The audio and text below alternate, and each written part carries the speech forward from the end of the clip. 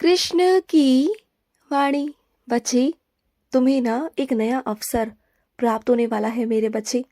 उस अवसर को जाने मत देना, क्योंकि वो अवसर जो तुम्हें मिल रहा है ना, वो यूं ही नहीं मिल रहा मेरे बच्चे। वो मेरे आशीर्वाद से मिल रहा है तुम्हें। क्योंकि जिस तरीके से ना तुम मेरी सेवा करते हो ना, मेरी पाठ पूजा करते हो, मेरी आराधना करते हो, मेरे मंत्र जाप करते हो इतने मन से ना, तो फिर मेरा भी फर्ज बनता है ना कि मैं भी तुम्हें आशीर्वाद दूं। तो मैंने तुम्हें आशीर्वाद स्वरूप में तुम्हें अवसर दिया मेरे बच्चे। उस अवसर को जाने मत देना। वो अवसर तुम्हारा है, सिर्फ और सिर्फ तुम्हारा। और ये मत सोचना कि तुम नहीं कर पाओगे। तुम कर पाओगे, इसलिए तुम्हें दिया है। और तुम कर पाओगे, तुम बहुत आगे जाओगे। चिंता बिल्कुल मत करना, मैं हूँ तुम्हारे साथ।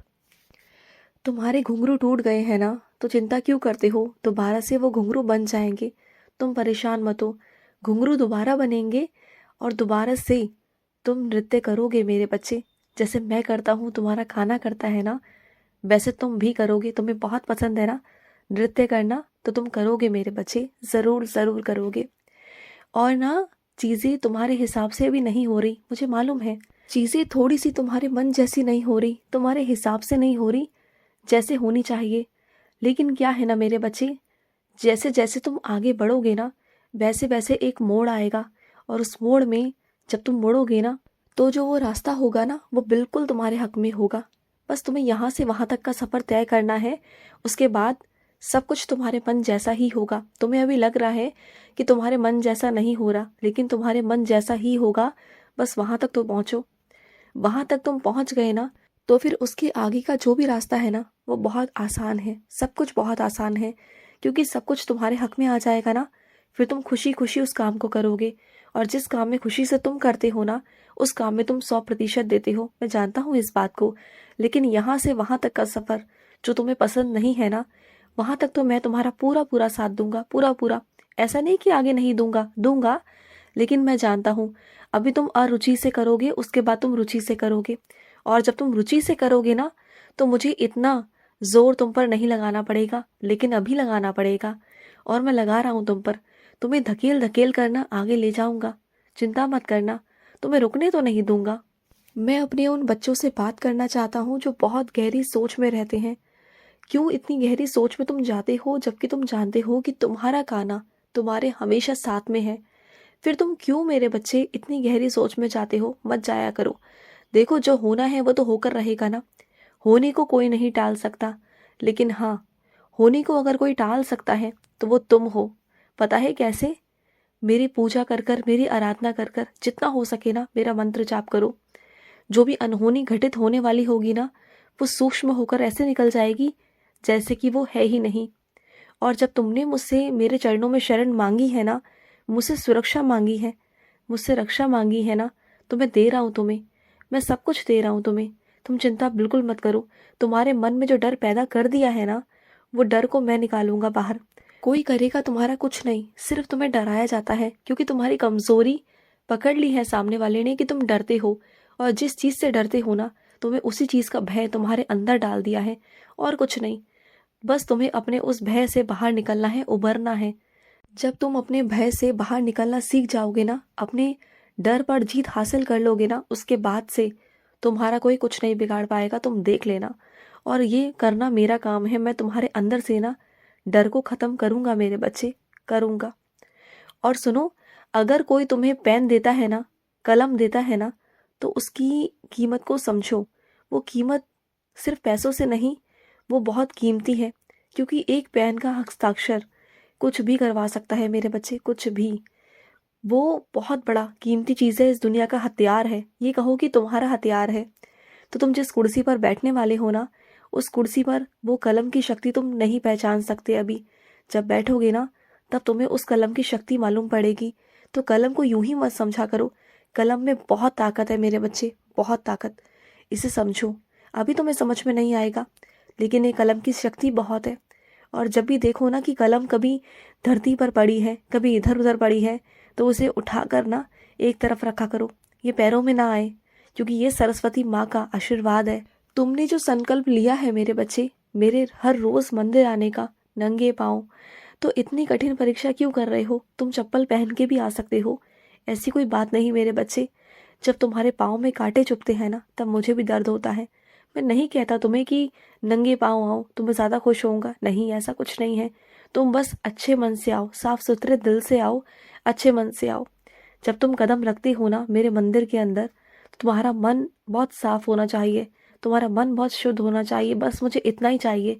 और जब भी मंदिर आते हो ना, तो उस वक्त में चाहे किसी ने भी तुम्हारे साथ कितना भी बुरा क्यों ना किया हो, लेकिन उस वक्त में ना किसी की बुराई मत करा करो, किसी के लिए बुरा मत कहा करो, सिर्फ अपना अच्छा मांगो। किसी का अच्छा तुम नहीं मांग सकते तो मत मांगो, मैं नहीं कहता, चलो ठीक है, तुम नहीं मांगना चाहते नहीं मांगो, लेकिन कम से कम किसी की बुराई मत करो। क्योंकि मंदिर एक वो जगह है, वो पवित्र स्थान है जहाँ सभी मेरे बच्चे सकारात्मकता के साथ में आते हैं। अगर कोई भी एक भी बच्चा मेरा नकारात्मकता के साथ आता है ना, तो उसका वातावरण चारों तरफ फैलता है और भी मेरे बच्चे नकारात्मक हो जाते हैं, जो मैं बिल्कुल नहीं चाहता। मैं चाहता हूँ कि हर एक बच्चा मेरा जब भी मेरे पास आए ना, वो सकारात्मकता के साथ आए, अपने लिए अच्छा मांगने आए। अगर दूसरों का अच्छा नहीं मांग सकता तो कम से कम अपना अच्छा मांगे। अगर वो अपना अच्छा मांगेगा ना, तो देखना सब कुछ अपने आप अच्छा हो जाएगा उसके जीवन में। सकारात्मक रहना बहुत ज़रूरी है। सकारात्मक रहोगे ना, तो ज़िंदगी में सब कुछ अच्छा ही होगा, सब कुछ अच्छा होगा। देखो अच्छा, सुनो अच्छा, कहो अच्छा, फिर देखो अच्छा कैसे नहीं होगा, होगा ज़रूर होगा। और सुनो, कुछ चीज़ों को ना रिश्तों में नज़रअंदाज करना पड़ता है मेरे बच्चे। हर चीज़ हर बारी तुम्हारी बात मानी जाए, हर चीज़ तुम्हारे हिसाब से हो, ये नहीं होता ना। तो परिवार में कभी कभी तुम्हारी नहीं भी चलती है, तो उन बातों को लेकर ना अफसोस मत किया करो। देखो परिवार है, परिवार में जितने सदस्य हैं सबके मन के विचार अलग अलग हैं, तुम्हारे विचार अलग हैं। तुम हो एक परिवार का हिस्सा, लेकिन सबके मन सबकी सोच अलग है। तो तुम क्या ही कर सकते हो उसमें। कोई तुम पर अपनी सोच को नहीं थोप सकता, ना ही तुम अपनी सोच को किसी और पर थोप सकते हो। समझ रहे हो ना? जब तुम्हें नहीं पसंद कि कोई अपनी सोच तुम पर थोपे, तुम अपने हिसाब से सारे काम करना चाहते हो, तो फिर तुम भी अपनी सोच को कैसे उन पर थोप सकते हो। तो कभी कभी ना अपने परिवार की बातों को मान लेना चाहिए, क्योंकि तुमसे बड़े जो भी है ना तुम्हारे घर में, वो तुमसे ज़्यादा अनुभवी हैं। उन्होंने तुमसे ज़्यादा दुनिया देखी है मेरे बच्चे। हाँ मानता हूँ कुछ चीज़ों में वो गलत हो जाते हैं, लेकिन इस बार वो गलत नहीं है, इस बार वो सही है। उनकी बात को मान लो, ठीक है? और कुछ मेरे बच्चों को ना कपड़े लेने का बहुत शौक है, बहुत शौक है। बस कपड़े लेने हैं और रखने हैं, कपड़े लेने हैं और रखने हैं। कम से कम जो है उन्हें पहनो तो सही मेरे बच्चे। क्यों बेफिजूल खर्ची करना, क्यों? कम से कम जितने तुम्हारे पास में पहले के कपड़े हैं उन्हें पहनकर ख़त्म करो। जब वो पहनकर ख़त्म हो जाएंगे ना, तब जाकर नए ले लेना। क्योंकि इस वक्त तुम्हें किसी और चीज़ की ज़्यादा ज़रूरत है। जानते हो ना मैं किस चीज़ के बारे में बात कर रहा हूँ? तुम्हें वो चीज़ सबसे पहले लेनी है, समझो बात को। तो पैसे उन चीज़ों के लिए जोड़ो, फालतू में कपड़ों के लिए नहीं मेरे बच्चे। बेफिजूल खर्ची बिल्कुल नहीं। मैं तुमसे हमेशा कहता हूँ ना कि बेफिजूल खर्ची कभी मत किया करो। जब तुम्हारे पास जो चीज़ है, पहले उसका इस्तेमाल तो कर लो अच्छे से, उसके बाद में करना। समझो बात को, ठीक है? तुम्हें जब जब महसूस होता है ना कि तुम्हारा कृष्ण तुम्हारे पास है, तो हाँ मेरे बच्चे, तुम्हारा मन तुम्हारा दिल कभी झूठ नहीं कहता। जब जब तुम्हें एहसास होता है ना कि मैं तुम्हारे पास हूँ, तो हाँ हकीकत है कि मैं तुम्हारे उस वक्त पास ही होता हूँ। हकीकत है मेरे बच्चे। और तुम्हारा मन करता है ना कि जब मथुरा आऊँ तो निधिवन ज़रूर जाऊँ, क्योंकि निधिवन में मेरा साक्षात एहसास है वहाँ पर, है ना? ये दुनिया जानती है कि निधि वन में कृष्ण जरूर मिलते हैं रात के समय, लेकिन वहाँ कोई रुक नहीं सकता। लेकिन तुम मथुरा आ जाओ तो मैं वहाँ अपना एहसास ज़रूर करा दूंगा। मैं आ जाओ एक बार, तुम वहाँ साक्षात्कार देखोगे मेरा, साक्षात लीलाएं होती हैं वहाँ पर। आ जाओ एक बार, तुम्हें अपनी साक्षात दर्शन वहीं करा दूंगा। आ जाओ मथुरा, एक बार मथुरा आ जाओ, फिर तुम भूल जाओगे पूरी दुनिया। फिर तुम बस अपने कृष्ण में ही मगन हो जाओगे, कृष्ण के ही होके रह जाओगे। देख लेना तुम। आ जाओ मेरे पास, खुश रहो। आज का कृष्ण संदेश समाप्त हुआ। जय श्री कृष्णा।